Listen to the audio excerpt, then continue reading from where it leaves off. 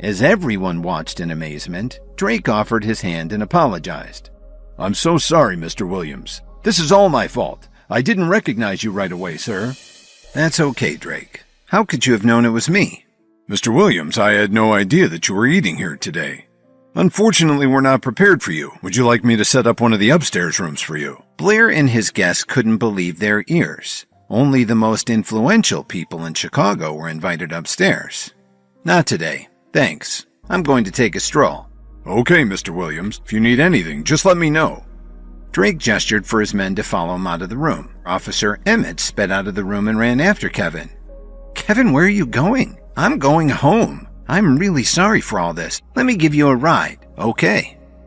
Kevin and Officer Emmett had just gotten to the parking lot when Blair ran over to them.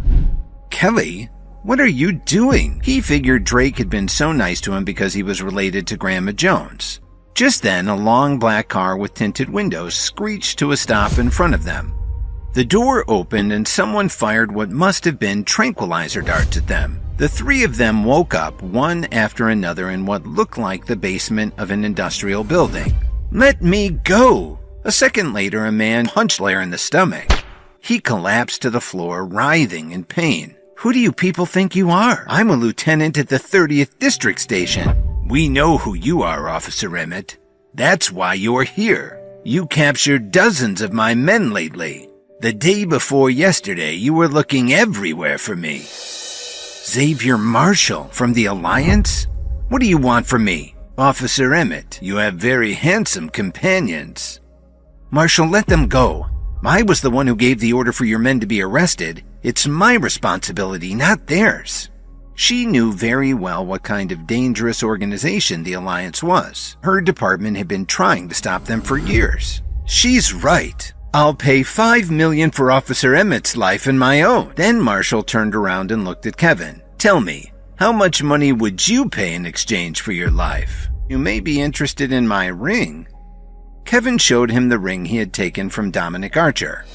Kevin had a feeling that there was something special about the ring, but he didn't know exactly what it was. "Where did you get this ring from?" "It's always been mine." When Marshall heard this, he looked like he'd been slapped in the face. "Take him to the next room. I want to interrogate him properly." Then he turned around and left the cell. Two strong men escorted Kevin to the next room. When they got to the other room, Marshall asked the two men to leave. As soon as they were alone, Marshall apologized to Kevin and repeated, "I had no idea you were the Night King." When Kevin heard this, he was puzzled. He had no idea who or what the Night King was. But now that he saw Marshall treating him like his superior, Kevin figured he could take advantage of the situation to get out of the place. "If this guy thinks I'm the Night King, I guess I should act the part," Kevin thought to himself. "Well, I can't fault you for your ignorance," Kevin said to him coldly. "Thank you for not punishing me for my behavior," Marshall groveled. Then he cautiously asked, "What's brought you to Chicago?" "Nobody contacted me to make preparations for your arrival." "Do I need to inform you in advance where I want to go?" Kevin said with a sour expression on his face. Then he added coldly, "Just do your job and leave the rest to me." "Yes, sir," Marshall replied timidly. What Kevin didn't know yet was that nobody in the Alliance knew exactly where the Night King was. Marshall had obviously never met him, but when he saw Kevin, he figured he was too young to be in such a powerful position in the organization. That's why he'd been caught by surprise when he saw Kevin wearing the ring. Kevin casually sat down on a chair and asked him, "You just said that Officer Emmett caught a lot of your gang. How could that happen?" "It's true. She was able to infiltrate our organization." "That doesn't interest me," Kevin impatiently interrupted Marshall. "As long as we haven't been completely exposed in this town, you can handle the rest yourself." "I understand, sir," Marshall said very obediently. Kevin suddenly felt hungry. All he'd managed to have for breakfast was half a cup of coffee at Blair's fancy breakfast. "I haven't eaten anything today," Kevin said awkwardly, but he didn't finish his sentence. "Well, you're a busy man. I'm sure it's hard to find the time. I'll get someone to make something for you right away," Marshall answered very agreeably. Kevin nodded indifferently and Marshall left the room. Once Marshall was gone, Kevin took a look around the room. From the layout, he guessed that this was probably his private office. As he scanned the room, Kevin saw a black box. What's this? Kevin slowly walked over to the box and studied it carefully. The door of the room was still closed, so he forced the box open. Inside, there was a small vial of powder and a book on how to prepare advanced herbal remedies. Kevin picked up the book and flipped through it. Then his eye caught a recipe for a powerful hallucinogenic powder that looked a lot like the one in the vial. Based on the description, it seemed to be some kind of herbal weapon.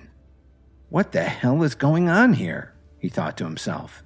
Everybody seems to be into obscure herbal ingredients. First Cook, then Officer Emmett and Dominic, now this guy. Kevin heard a burst of hurried footsteps outside the door. He didn't have any time to think, so he stuffed the book and the powder under his shirt. Then he quickly closed the box and returned to his seat. When Marshall returned, Kevin clearly noticed that he'd glanced at the box. Was it fear that Kevin saw in the man's eyes? "You seem nervous." Kevin provoked him a little. "I was afraid I was neglecting you, so I rushed back," Marshall explained. Then he turned to the door and said, "Hurry up and bring the food and wine." Before Marshall finished speaking, 3 men came in with trays of sandwiches and fruit, along with a few bottles of wine. They placed it all on the table and hurried out of the room. "I'm very sorry, sir, but since I didn't know you were in Chicago, I didn't make any preparations. This is the best we could come up with on short notice," Marshall said apologetically. "I don't mind," Kevin said as he slowly picked up a sandwich. He looked at Marshall and said, "Have you eaten yet? Would you like to sit down and join me?" Kevin hadn't been threatening at all, but Marshall looked a little skittish. He quickly excused himself, saying, "I couldn't impose. Please, enjoy your meal. I'll be waiting outside the door if you need anything." Then Marshall rushed out of the room. Kevin finished off the meal pretty quickly. Then he opened one of the bottles of wine and poured some of the powder into it. "Is there anyone out there?" Kevin called towards the door. Marshall immediately pushed the door open and entered. He asked politely, "Is there anything I can do for you, sir?" "I'd like to reward your men for their diligence," Kevin said as he casually offered the bottle of wine. Marshall took the bottle and replied, "Thank you for your kind offer. However, we only drink to celebrate." "Are you telling me that my arrival here isn't something worth celebrating?" Kevin asked gravely. Marshall was happy to hear this. He knew very well that Kevin was trying to find an excuse for his men to be able to have a drink. "We're very proud to have you with us, sir," Marshall answered in the most flattering tone he could muster. "Then what are you standing there for? Don't you want your men to have this?" Kevin said with a satisfied smile. "I'll give it to them right away," Marshall said gratefully as he headed out the door. Kevin was starting to feel like his plan might work. Once these people drank enough wine, he could try to save Officer Emmett. But he still had some doubts. He'd gotten his ring from Dominic Archer. Whoever wore it obviously wielded a lot of power. But what was the relationship between Dominic and the Alliance? And what the hell was he doing with the ring? But he'd have to figure that out later. Right now, Kevin's top priority was to get out of this place. Unfortunately, a single bottle of wine wouldn't be enough to get everyone here drunk, even with some of the powder in it. So Kevin poured more of the hallucinogen into the rest of the bottles of wine. He mixed them well and called again, "Come back in." 2 of Marshall's men immediately walked in. One of them asked him very politely, "What orders do you have, sir?" "No orders, but I see that you've got it pretty tough here. So why don't the 2 of you take this wine and share it with the rest of the gang?" Kevin said generously. They were overjoyed that he was being so kind to them, especially considering his rank in the Alliance. They took the bottles and gave him a big grin. "Thank you, sir." "Bottoms up," Kevin said as he gestured to them to leave the room. After the 2 of them left, Kevin walked over to the room where Officer Emmett and Blair were being held. As he approached, the guards greeted him politely. Kevin gave a slight nod and instructed them, "Go and have a drink and a bite to eat with your buddies. I can watch these guys for a while." "Thank you, sir," they said excitedly as they headed over to join their comrades. What Kevin didn't know yet was that he'd gotten the whole gang worked up. There hadn't been anything to celebrate lately, so they hadn't had any alcohol in weeks. After they left, Officer Emmett was baffled. "Kevin, what the hell is going on? Why are they calling you sir?" "I'm not sure. They probably think I'm some big shot," Kevin said with a shrug. "It has to be a mistake. How could a lowlife like you be anyone of importance? They've obviously confused you with someone else," Blair sneered. Kevin looked at Blair and saw just how much he'd gotten worked over. His nose and cheek were swollen and there was still dried blood around his mouth. To add insult to injury, he was shackled to a pipe in the corner of the cell.